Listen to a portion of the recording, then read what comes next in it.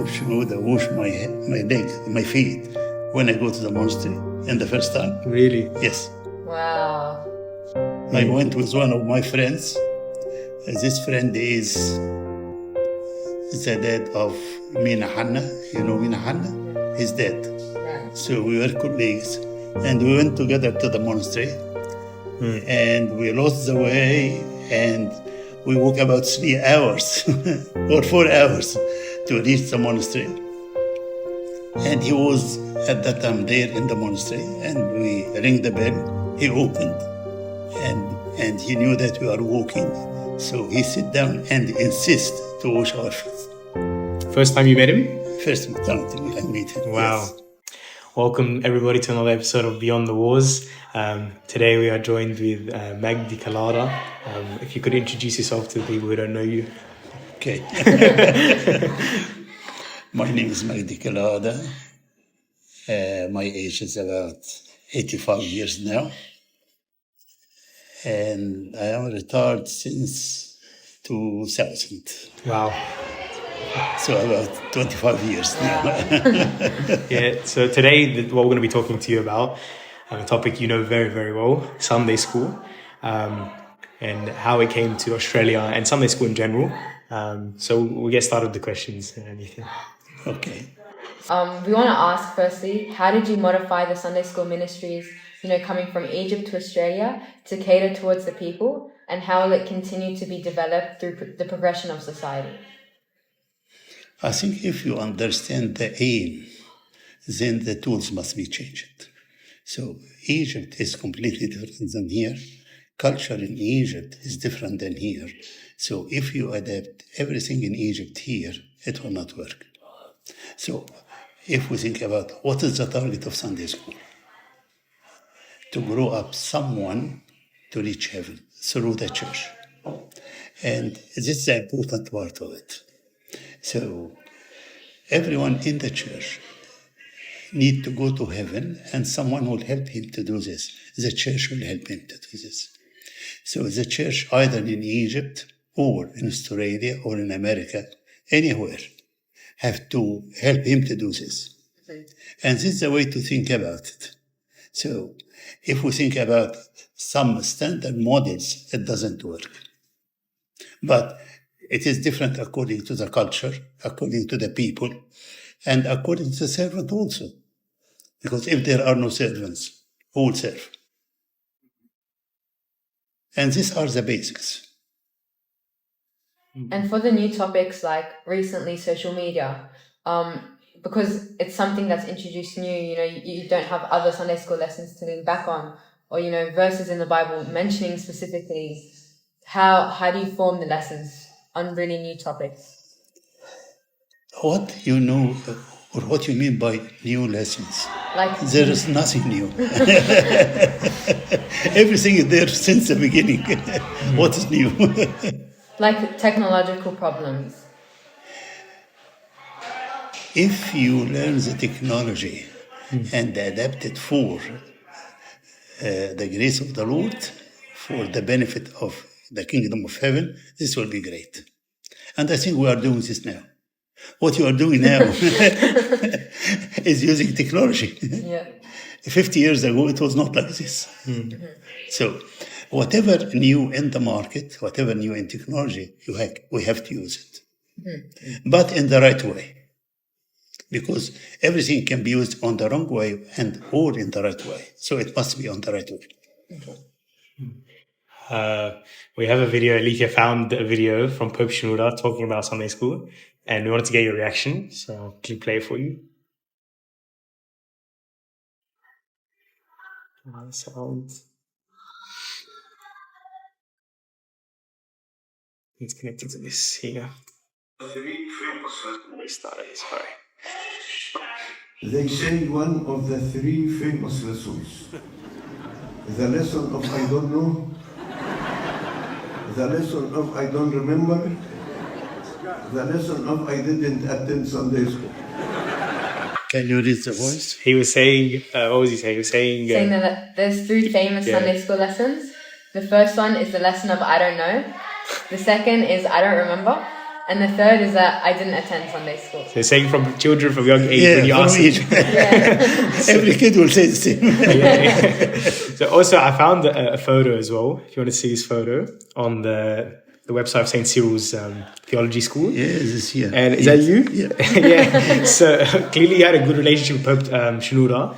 I just wanted to know, how did your relationship with him, start, and how did he help you to start Sunday school in Do you know Australia? that Pope Shenouda washed my legs, my feet, when I go to the monastery, and the first time? Really? Yes. Wow. When was this? What year?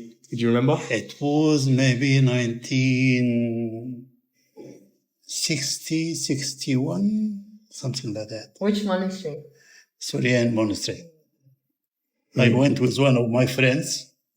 This friend is the dad of Mina Hanna. You know Mina Hanna? Yeah. He's dead. Right. So we were colleagues, and we went together to the monastery, and we lost the way, and we walked about 3 hours or 4 hours to reach the monastery. And he was at that time there in the monastery, and we rang the bell. He opened, and he knew that we are walking, so he sit down and insist to wash our feet. First time you met him? First time I met him. Wow. Yes. Was he a monk or a bishop? He was a monk. Wow. So I knew him since the start. Did he choose you and a group of people to come to Sydney or Australia and start Sunday school, or how did that begin? No, Sunday school started it before I came. I came 83, so I think it started before that.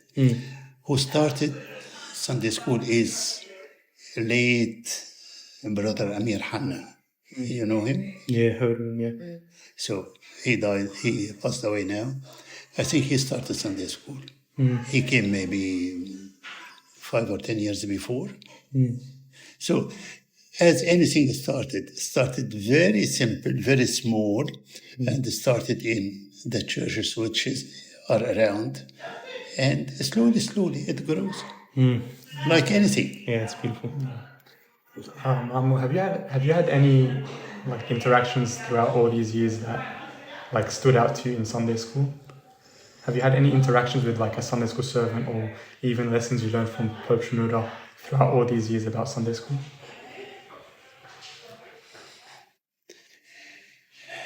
You see, when you talk about Sunday school, you talk about the whole life. It's so big, and it is extended anywhere and everywhere. So you learn from everything. And since you start to grow up, you can see something. You are grown up in Sunday school, normally. And you see characters which is very effective, and some characters are dull. And you know from this and you know from that. You learn how to be like the effective one and how to be like the dull one. So it depends. But anyway, if you think about it as a style of life to serve the Lord, then there must be a capacity to serve. Which will be the capacity? The capacity is Sunday school. Because since Habib Girgis, since the beginning of the 20th century, Sunday school started in Egypt in the churches, and it was rejected in a lot of churches, but in some churches there are good branches, but you can see Sunday school here and there. And mainly there are 2 areas of Sunday school which they were grown. One in Giza and the other in San Antonio in Chopra. These are the main 2 branches. Giza, grown up Amba Samuel, for example. He's from Giza. Abuna Salib Suriel. They are from Giza. Pope Shenouda is from Amba Antonius. And they are 2 different schools. Yeah, and if you go thoroughly through them, you find them different. Some of them is for service, and some of them is for spirituality. And Antonius was for spirituality. Giza was for service, and they go and spread Sunday school in all villages near Giza. So they are different schools, but everything, they are grown up. And Sunday school grew up in every place.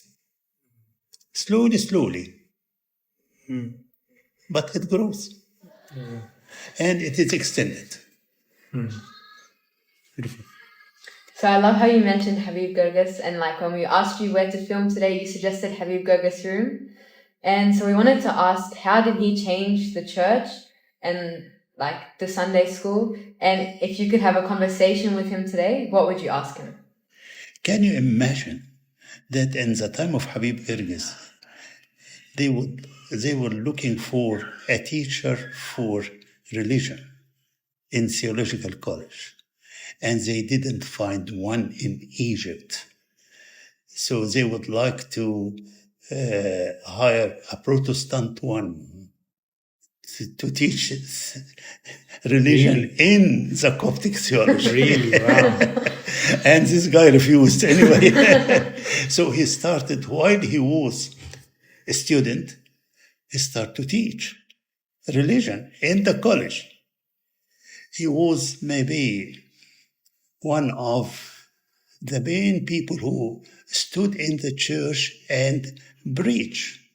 There was one before him, but he was so old in his time. Can you imagine this?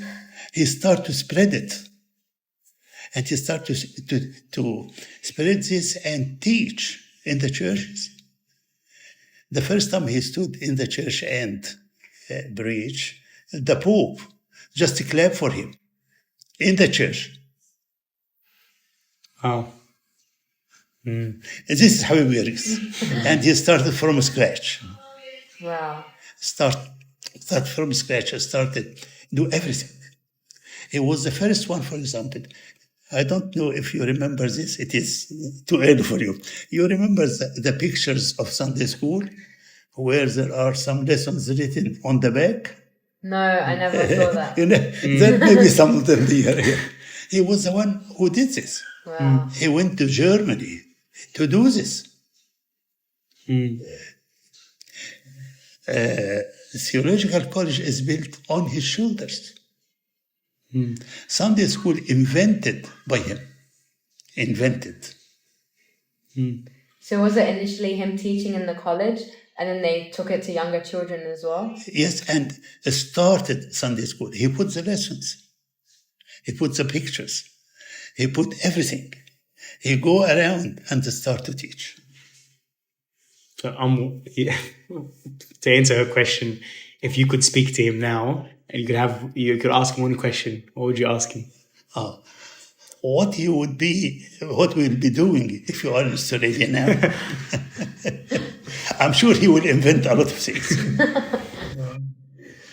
You know, a lot of the songs we are singing in the church belonging to him. Really? Yes.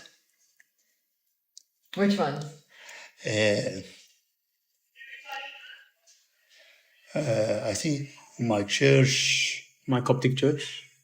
I am not sure my Coptic church, but there is another one about Coptic church. So it is invented by him. Wow.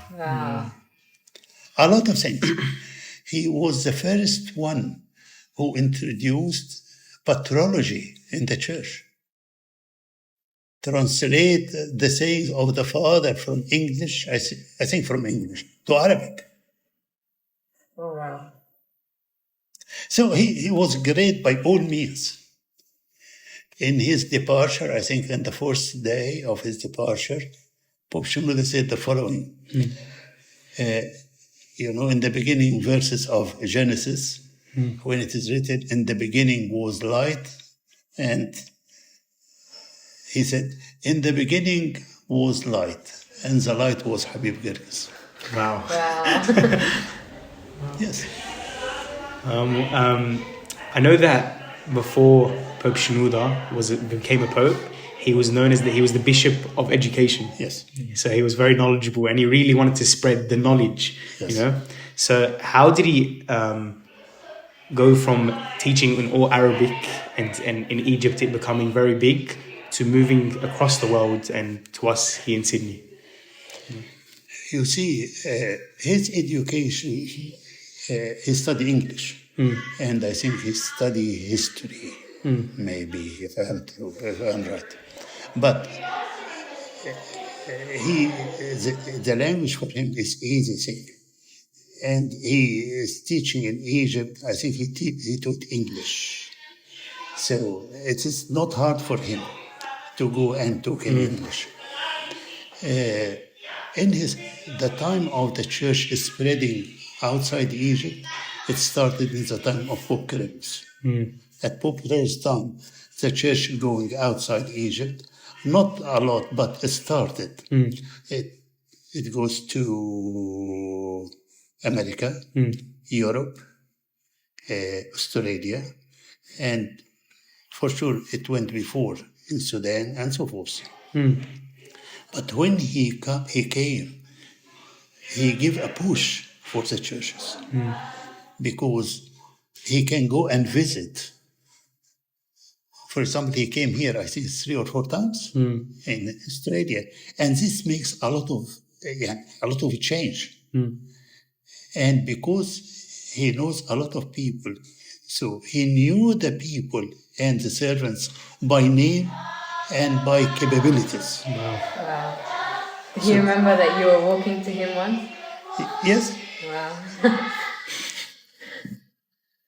So, and he has a very great memory. You can't imagine what was his memory. For example, when he read a book, he said, okay, this word is coming in this book, page whatever, and here, and in this book. Wow, that's photographic memory. Very photographic, very. So he knew a lot of things. And that's why he started to spread. Actually, he was the one who started English Mass here in Egypt, in Sydney, and in this church. Really? Yes. How does that come along? How? At one time, we suggest, okay, why we don't an English Mass for the young people here? And our imagination is, okay, maybe we can do this place, the church, as simple as this. And we have a lot of resistance. So we sent for him. And he said, okay.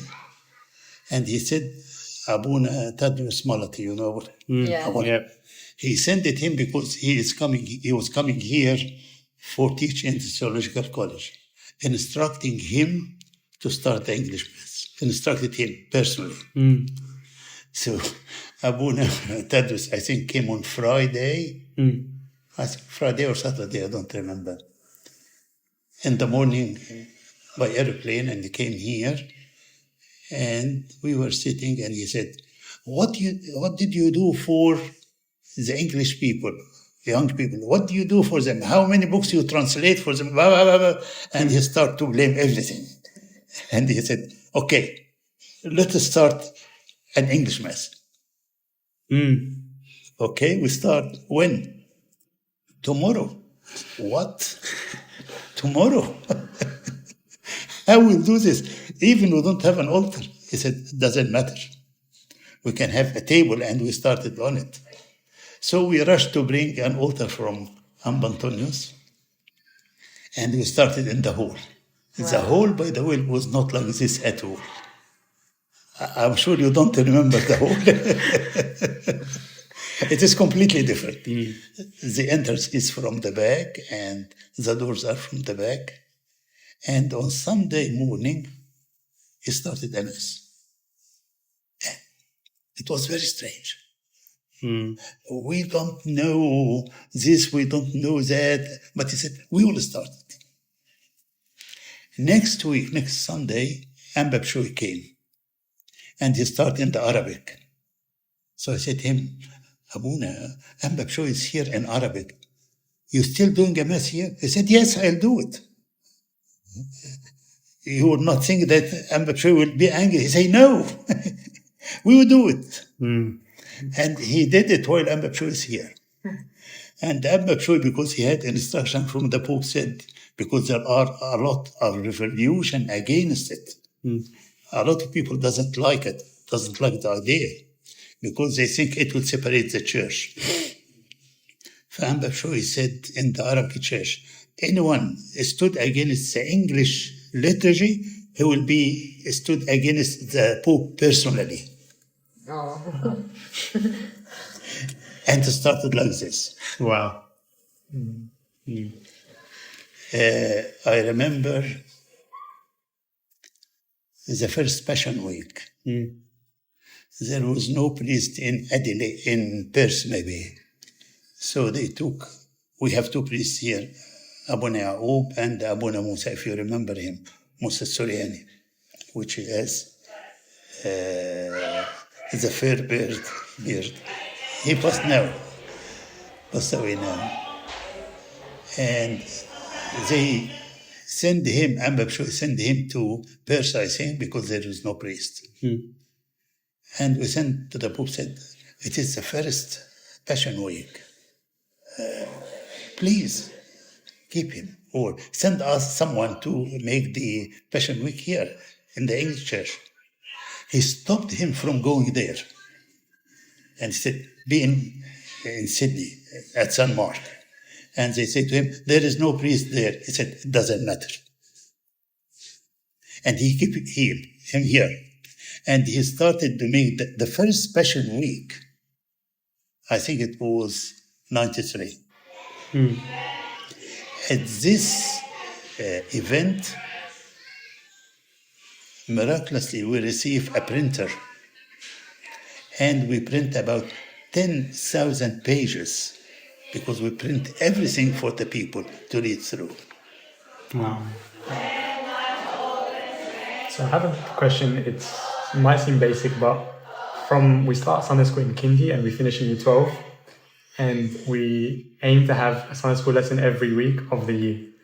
So over those 30 years, that's hundreds of Sunday school lessons and sermons and messages. How do we expect the students to remember all of these lessons and carry them with them? Normally you will not remember, but you will be touched by. You will be touched by what is said and by the servant. Because the Spirit which inspires the servant will open the ears of the kid to learn, to listen, and to be changed. Can you remember what happens when you were a baby and just crawling around and start to stand up? Can you remember this? Yeah. But now you can stand, you can walk. So it is the same. It is not important if you remember everything because you will not. But now you can walk. Now you can walk in the way of the Lord. And this is an important thing. Now you are heading to heaven. And this is the target. But there are principles and basics in Sunday school, regardless if you are in Kindy, or you are in uni. It doesn't matter. But you have to know about the Bible, to learn the Bible, to love it, to eat it, and to live in the church, and live in the church life. The church life is great because it is full of a lot of things. It is full of liturgies, praises, fastings, feasts, saints, all this together. If you live in it, it is the Christian life. So the kids must be subject to this. And Sunday school must subject him to all this in the way he understands it. So, and this is why it is now, and it was in Arabic before. But Arabic makes a restriction because your generation can't read Arabic, so you will not understand it. So it must be in the language you know, in the culture you understand.